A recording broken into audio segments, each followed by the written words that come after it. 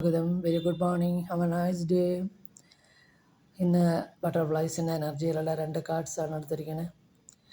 അപ്പോൾ ആദ്യത്തെ മെസ്സേജ് നോക്കാം.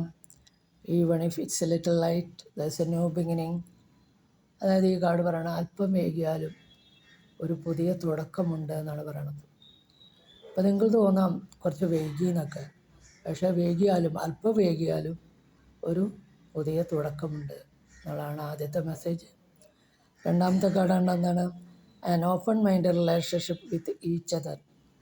പരസ്പരം ഒരു തുറന്ന മനസ്സോടെയുള്ള ഒരു റിലേഷൻഷിപ്പ് ഉണ്ടാവുന്നു.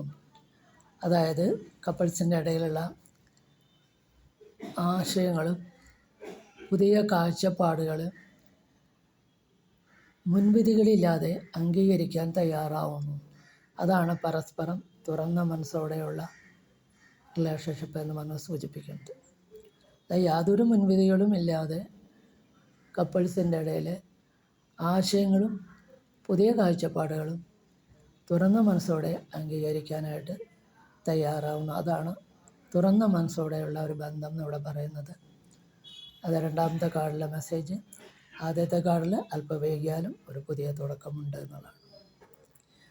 ഇതാണ് ബട്ടർഫ്ലൈസിൻ്റെ എനർജിയിലുള്ള കാർഡ്സിൻ്റെ 2 മെസ്സേജസ്. ഇത് നിങ്ങൾക്ക് റെസനേറ്റ് ചെയ്യുകയാണെങ്കിൽ please do subscribe, like and share. Thank you.